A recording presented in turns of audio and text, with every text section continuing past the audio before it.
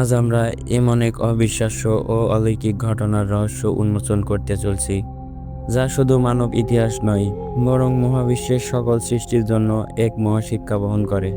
কল্পনা করুন তো, রাতের আধারে যখন পৃথিবী ঘুমিয়ে বিভোর, তখন এক সত্তা পবিত্র মক্কা থেকে শুরু করে দূরতম ফিলিস্তিন পর্যন্ত, তারপর সেখান থেকে মহাকাশ পেরিয়ে সিদরাতুল মুনতাহা, এমনকি আরশে আজিম ভ্রমণ করলো। এ কোনো কল্পকাহিনী নয়, এ হলো আমাদের প্রিয় নবী রহমতুল্লিল আলামিন মোহাম্মদুর রাসূলুল্লাহ সাল্লাল্লাহু আলাইহি ওয়াসাল্লাম এর মিরাজের কাহিনী। চলুন আজকের ভিডিওতে আমরা সেই অলৌকিক ঘটনার সম্পর্কেই বিস্তারিত তুলে ধরার চেষ্টা করব এবং জানার চেষ্টা করব। ভিডিওটি ভালো লাগলে অবশ্যই লাইক এবং একটা কমেন্ট করে চ্যানেলটিকে সাবস্ক্রাইব করতে ভুলবেন না, কেননা আপনাদের একটা সাবস্ক্রাইব আমাদের অনেক উৎসাহ প্রদান করে নতুন ভিডিও আনার জন্য। হজরত মুহাম্মদ সাল্লাল্লাহু আলাইহি ওয়াসাল্লামের নবুয়তের দ্বাদশ বর্ষের 27শে রজব তারিখ অর্থাৎ 26 তারিখ দিবাগত সোমবার রাতে মিরাজ সংঘটিত হয়েছিল। তখন রাসূলুল্লাহ সাল্লাল্লাহু আলাইহি ওয়াসাল্লামের বয়স 51 বছর 8 মাস 20 দিন ছিলেন। হজরত জিবরাইল আলাইহিসসালাম রাসূলুল্লাহ সাল্লাল্লাহু আলাইহি ওয়াসাল্লামকে নিয়ে বাইতুল মুকাদ্দাসে উপনীত হলেন। বাইতুল মুকাদ্দাসে মসজিদে আকসার সামনে বাহন বোরাক বেঁধে রাখলেন। তারপর তারা মসজিদে আকসায় প্রবেশ করলেন। সেখানে তিনি পূর্ববর্তী সব নবী রাসূলকে দেখতে পেলেন। আজান দেওয়া হলো এবং 2 রাকাত নামাজ জামায়াতে আদায়ের আদেশ হলো।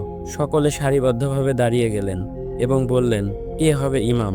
হজরত জিবরাইল আলাইহিসসালাম হাতে ধরে রাসূলুল্লাহ সাল্লাল্লাহু আলাইহি ওয়াসাল্লামকে সামনে ইমামতের জায়গা করে দিলেন এবং বললেন, আপনিই ইমাম হয়ে নামাজ পড়াবেন।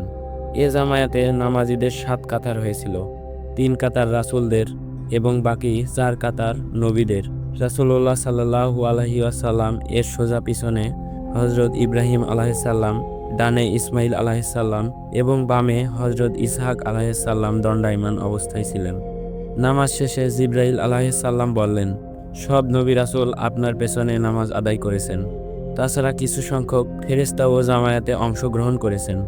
এরপর জিবরাইল আলাইহিসসালাম একজন ফেরেশতার প্রতি ইঙ্গিত করে বললেন, ইনি জাহান্নামের রক্ষী ফেরেশতা মালিক। ফেরেশতা মালিককে রাসূলুল্লাহ সাল্লাল্লাহু আলাইহি ওয়াসাল্লাম সালাম দেওয়ার পূর্বেই তিনি আগে সালাম দিয়ে দিলেন। এরপর সমবেত আম্বিয়ায়ে কিরামের মধ্যে হজরত ইব্রাহিম আলাইহিসসালাম, হজরত মুসা আলাইহিসসালাম, হজরত দাউদ আলাইহিসসালাম, হজরত সুলাইমান আলাইহিসসালাম, হজরত ঈসা আলাইহিসসালাম মহান আল্লাহ রব্বুল আলামিনের প্রশংসায় স্তুতি করে বক্তৃতা করলেন। সবার শেষে রাসূলুল্লাহ সাল্লাল্লাহু আলাইহি ওয়াসাল্লামের বক্তব্যের পালা। তারপর হজরত মুহাম্মদ সাল্লাল্লাহু আলাইহি ওয়াসাল্লামের বক্তৃতা শেষ করলেন। তার বক্তৃতা শেষে হজরত ইব্রাহিম আলাইহিসসালাম উপস্থিত আম্বিয়ায়ে কিরামকে লক্ষ্য করে বললেন, সম্মান মর্যাদা হজরত মুহাম্মদ সাল্লাল্লাহু আলাইহি ওয়াসাল্লামের আপনাদের সকলের চেয়ে ও শ্রেষ্ঠ। হজরত ইব্রাহিম আলাইহিসসালাম কর্তৃক রাসূলুল্লাহ সাল্লাল্লাহু আলাইহি ওয়াসাল্লাম শ্রেষ্ঠত্ব ঘোষিত হবার পর উপস্থিত আম্বিয়ায়ে কিরাম নিজ নিজ স্থানে চলে গেলেন। এ বিশেষ মজলিস এখানেই ভঙ্গ হলো। এবার রাসূলুল্লাহ সাল্লাল্লাহু আলাইহি ওয়াসাল্লাম পিপাসার্ত হয়ে পড়লেন। তার সম্মুখে 3টি মতান্তরে 4টি পাত্র উপস্থাপন করা হলো। এ পাত্রগুলো হলো দুধ, মধু, মদ এবং পানিপূর্ণ ছিলেন। রাসূলুল্লাহ সাল্লাল্লাহু আলাইহি ওয়াসাল্লাম তখন দুধের পাত্রটি উঠিয়ে পান করতে লাগলেন। তাকে দুধ পান করতে দেখে জিবরাইল আলাইহিসসালাম বললেন, আপনি সঠিক পথের সন্ধানই পেয়েছেন। মদের পাত্র থেকে পান করলে আপনার উম্মত গোমরা হয়ে যেত। এখানে রাসূলুল্লাহ সাল্লাল্লাহু আলাইহি ওয়াসাল্লাম দুধ পান করার পর হতেই প্রকৃত মিরাজ শুরু হয়। বাইতুল মুকাদ্দাস থেকে রাসূলুল্লাহ সাল্লাল্লাহু আলাইহি ওয়াসাল্লাম ও জিবরাইল আলাইহিসসালাম ঊর্ধ্বপথে রওনা দেন এবং পলকে প্রথম আসমানের দরজায় এসে পৌঁছেন। এই দরজার নাম বাবুল হাফায়া। এখানকার দ্বাররক্ষী ফেরেশতার নাম ইসমাইল। তার অধীনে 70,000 ফেরেশতা এবং এই 70,000-এর প্রত্যেকের অধীনে আরও 70,000 করে ফেরেশতা রয়েছেন। জিবরাইল আলাইহিসসালাম ইসমাইল ফেরেশতাকে দরজা খুলতে বললেন। তিনি জিজ্ঞেস করলেন, আপনি কে? বললেন, আমি জিবরাইল।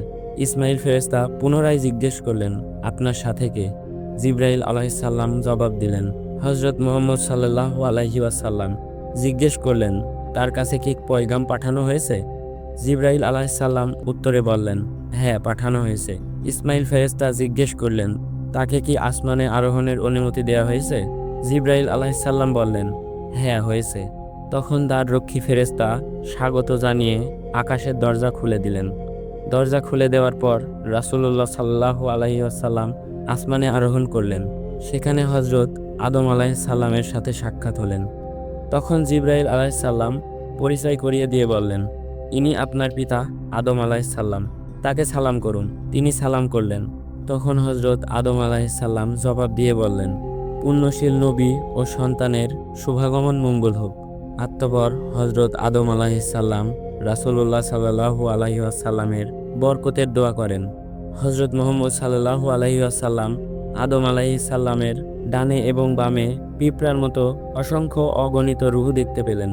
আদম আলাইহিসসালাম ডান দিকে তাকালে আনন্দিত এবং বাম দিকে তাকালে বিষণ্ণ হন। রাসূলুল্লাহ সাল্লাল্লাহু আলাইহি ওয়াসাল্লাম জিব্রাইল আলাইহিসসালামকে পিঁপড়া সদৃশ্য রূহসমূহের রহস্য জিজ্ঞেস করলেন। তিনি বললেন, ডান পাশের রূহগুলো বেহেশতি এবং বাম পাশের রূহগুলো দোজখী আদম সন্তানদের। তাই আদম আলাইহিসসালাম ডান দিকে তাকালে আনন্দিত এবং বাম দিকে তাকালে বিষণ্ণ হন। তিনি প্রথম আকাশে নীল নদ এবং ফোরাত নদী প্রবাহিত হতে দেখেছেন। এরপর রাসূলুল্লাহ সাল্লাল্লাহু আলাইহি ওয়াসাল্লাম ও জিব্রাইল আলাইহিসসালাম দ্বিতীয় আসমানের দরজায় পৌঁছালেন। এখানে প্রথম আসমানের মতো দ্বাররক্ষী ফেরেশতার সাথে প্রশ্নোত্তরের পর দরজা খোলা হলো। তারা আসমানে আরোহণ করলেন। হযরত ঈসা আলাইহিসসালাম ও ইয়াহইয়া আলাইহিসসালাম এর সাথে দেখা হলো। হযরত জিব্রাইল আলাইহিসসালাম উভয় নবীর সাথে পরিচয় করিয়ে দিয়ে বললেন, এদেরকে সালাম করুন। রাসূলুল্লাহ সাল্লাল্লাহু আলাইহি ওয়াসাল্লাম নবীদ্বয়কে সালাম করলেন। তারা তাকে অভিবাদন জানালেন। রাসূলুল্লাহ সাল্লাল্লাহু আলাইহি ওয়াসাল্লাম এভাবে সপ্তম আসমান পর্যন্ত আরোহণ করলেন। তৃতীয় আসমানে হযরত ইউসুফ আলাইহিসসালাম, চতুর্থ আসমানে হযরত ইদ্রিস আলাইহিসসালাম, পঞ্চম আসমানে হযরত হারুন আলাইহিসসালাম, ষষ্ঠ আসমানে হযরত মুসা আলাইহিসসালাম এবং সপ্তম আসমানে হযরত ইব্রাহিম আলাইহিসসালাম এর সাথে দেখা হলো। প্রত্যেকেই তাকে সালাম ও অভিবাদন জ্ঞাপন করলেন। রাসূলুল্লাহ সাল্লাল্লাহু আলাইহি ওয়াসাল্লাম ষষ্ঠ আসমান থেকে যখন উপরের দিকে গমন করলেন, তখন হযরত মুসা আলাইহিসসালাম কাঁদছিলেন। হযরত মুহাম্মদ সাল্লাল্লাহু আলাইহি ওয়াসাল্লাম তখন মুসা আলাইহিসসালামকে কাদার কারণ জিজ্ঞেস করলেন। হযরত মুসা আলাইহিসসালাম জবাব দিলেন, আমার পরে একজন রাসূল প্রেরিত হবেন। তার উম্মতের সংখ্যা আমার উম্মতের বহুগুণ বেশি, তাই আমি কাঁদছি। সপ্তম আসমানে যখন হযরত ইব্রাহিম আলাইহিসসালামের সাথে দেখা হলো, তখন তিনি বাইতুল মামুরের দরজায় ঠেস দিয়ে বসা ছিলেন। জিব্রাইল আলাইহিসসালাম রাসূলুল্লাহ সাল্লাল্লাহু আলাইহিসসালামকে বললেন, তাকে সালাম করুন। তিনি তাকে সালাম করলেন। তিনিও উত্তরে সালাম এবং অভিবাদন জ্ঞাপন করলেন। বাইতুল্লাহ শরীফ বরাবর প্রত্যেক আসমানে বাইতুল্লাহ শরীফের মতোই একটি ঘর রয়েছে। এটি ফেরেশতাদের একটি ইবাদতের স্থান। প্রতিদিন ভোরে ৭০,০০০ ফেরেশতা এ ঘরে এসে আল্লাহর ইবাদত করেন এবং সূর্যাস্তের পূর্বে একদল প্রস্থান করেন। পরের দিন ৭০,০০০ ফেরেশতার আরেক দল আসেন। এভাবে কিয়ামত পর্যন্ত প্রতিদিন আসতে থাকবেন, কিন্তু কোনো একজন ফেরেশতার দ্বিতীয়বার আসার সুযোগ হবে না। বাইতুল মামুরের কাছে পৌঁছে রাসূলুল্লাহ সাল্লাল্লাহু আলাইহি ওয়াসাল্লাম আপন উম্মতের দুই দল লোককে দেখতে পান। এক দল উজ্জ্বল চেহারা এবং আরেক দল মলিন চেহারা বিশিষ্ট। তিনি বাইতুল মামুরে প্রবেশ করলেন। উজ্জ্বল চেহারা বিশিষ্ট দলও তার সাথে প্রবেশ করলেন।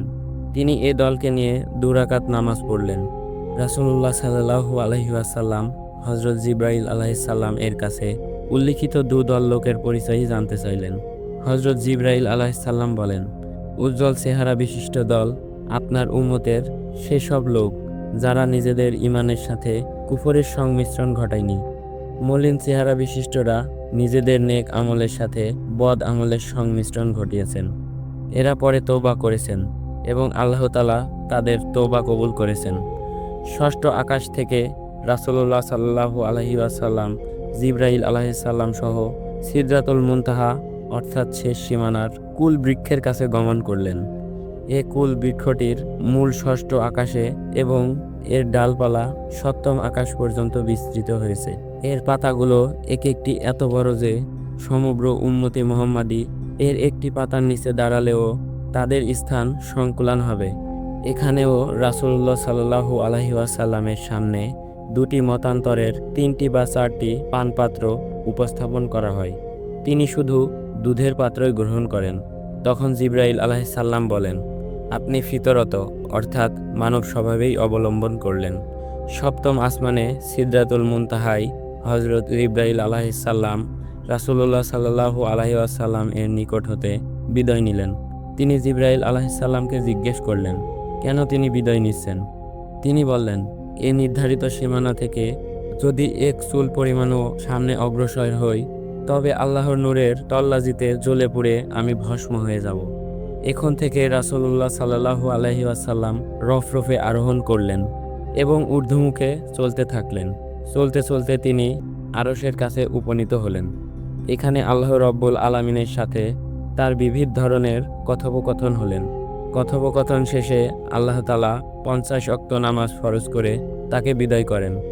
তিনি আল্লাহর দরবার থেকে ফিরে আসার পথে হযরত মুসা আলাইহিসসালাম এর সাথে সাক্ষাৎ হলো। তিনি জিজ্ঞেস করলেন, উম্মতের জন্য কি হাদিয়া নিয়ে আসলেন? তিনি বললেন, 50 ওয়াক্ত নামাজ। হযরত মুসা আলাইহিসসালাম বললেন, আপনার উম্মত নিতান্তই দুর্বল। আমার উম্মত অপেক্ষাকৃত সবল হওয়ার সত্ত্বেও 2 ওয়াক্ত নামাজ আদায় করা কঠিন হয়ে পড়েছিল। আপনার উম্মত কিভাবে 50 ওয়াক্ত নামাজ আদায় করবে? অতএব আপনি আল্লাহর দরবারে ফিরে যান এবং নামাজের ওয়াক্তর সংখ্যা কমিয়ে আনুন। হযরত মুসা আলাইহিসসালাম এর পরামর্শে তিনি 9 বার আসা যাওয়া করেন এবং প্রত্যেকবার 5 ওয়াক্ত করে নামাজ কমতে থাকে। অবশেষে 5 ওয়াক্ত ফরজ থাকা সত্ত্বেও মুসা আলাইহিসসালাম বললেন, আপনি আবার যান, আরও কমিয়ে আনুন। তিনি বললেন, আবার আল্লাহর দরবারে যেতে আমার লজ্জা হচ্ছে। এমন সময় আওয়াজ এলো, এ 5 ওয়াক্তই বহাল থাকবে, কিন্তু সওয়াব হবে 50 ওয়াক্তের সমান। অতঃপর রাসূলুল্লাহ সাল্লাল্লাহু আলাইহি ওয়াসাল্লাম দুনিয়ার দিকে অবতরণ করতে থাকলেন এবং মক্কার নিকটস্থ জিতুওয়া নামক স্থানে পৌঁছেন। এভাবে নিশিতে তিনি 7 আসমান, আল্লাহর আরশ, বেহেশত, দোজখ সবকিছু ভ্রমণ করে নিজ জায়গায় প্রত্যাবর্তন করেন। এত কম সময়ে এত দূরত্বে পরিভ্রমণ অচিন্তনীয় বটে। তখনকার মতো জিবরাইল রাসূলুল্লাহ সাল্লাল্লাহু আলাইহি ওয়াসাল্লাম থেকে বিদায় হন। এভাবে তার মিরাজ সম্পন্ন হলেন।